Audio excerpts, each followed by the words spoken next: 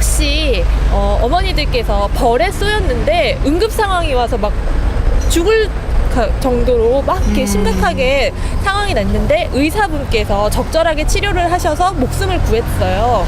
만약 그렇다면 그 의사분께 치료비로 얼마 정도를 지불할 것 같으세요?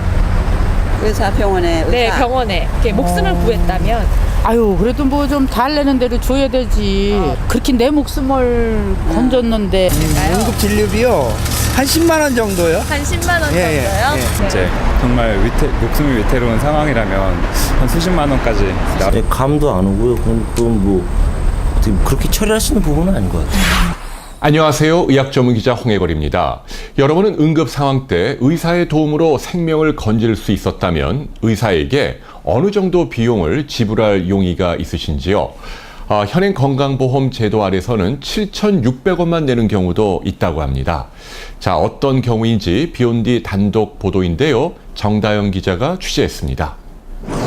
네, 저는 지금 강원도 평창에 위치한 한 병원 앞에 나와 있습니다.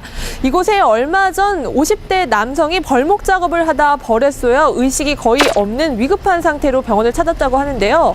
당시 어떤 상황이었는지 의사를 직접 만나 이야기 들어보도록 하겠습니다. 벌에 쏘인 환자가 그 동반 일행에 의해서 엎혀서 왔는데 식은땀을 흘리고 있는 상태였고 의식은 제가 이제 환자를 불러도 반응을 못할 정도로 의식이 많이 저하된 상태로 왔었습니다. 저희 간호사가 잡으려고 라인을 수차례 시도를 했는데도 혈관이 잘 잡히지가 않았어요. 그래서 우선은 밖에서 관찰될 수 있는 제일 큰 정맥 중에 이제 목 쪽에 지나가는 외부에 그 목 정맥이 큰 정맥이 있어서 그쪽을 이제 제가 굵은 바늘로 라인을 잡게 됐고요. 한 번의 약물 투여로도 혈압이 잘 올라오지가 않았었습니다. 그래서 다시 반복해서 두 번째, 세 번째 에프린을 투여를 하면서 수액을 좀 더 빠른 속도로 투여를 했었고요. 다행히 이제 혈압은 조금씩 돌아오고 환자의 의식도 조금씩 회복이 됐었지만은 의식이 조금 돌아오면서 환자가 굉장히 호흡 곤란을 많이 호소를 했었어요. 그래서 이제 청진을 해본 결과 이 양쪽 폐에서 거의 자갈 굴러가는 소리 같은 그런 굉장히 안 좋은 호흡음이 들렸었고요. 이제 그런 호흡음이 나타나는 원인이 보통 아나필락틱 쇼크에 동반되는 기관지의 그 협착 증상에 의해서 이제 숨쉬기가 곤란한 증상이 왔었습니다.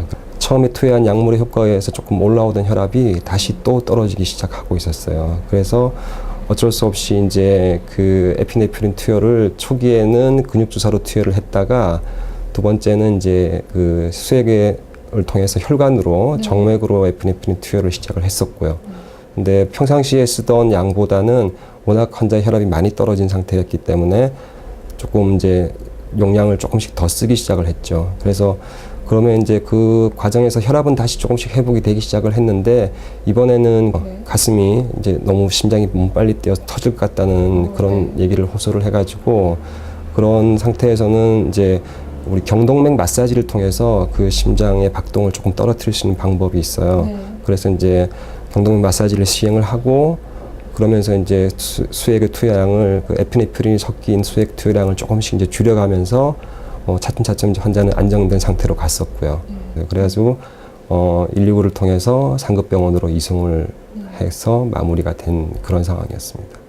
전체 진료 총액을 계산을 하면은 한 25,000원 조금 넘는 금액이 나오고요. 예.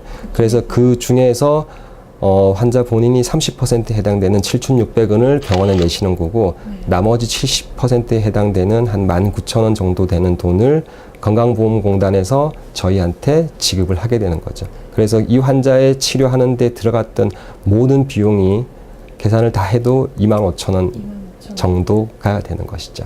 저희 건강보험수가 체계에서는 이런 전문가가 전문적인 행위를 행한 것에 대한 적절한 보상이 부족하지 않는가. 필수 진료일수록 진료비가 쌓여야 합니다. 특히 환자의 생명이 경각에 걸린 응급 상황일수록 돈이 없어서 생명을 잃는 이런 일이 없어야 되겠죠.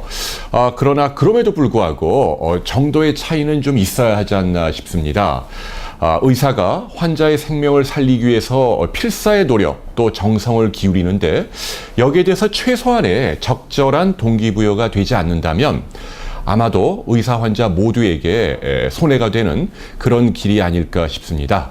자, 응급진료 현의료제도 하에서 진료 수가의 적정화, 현실화가 필요하다라는 말씀을 드리면서 오늘 보도 마치겠습니다. 고맙습니다.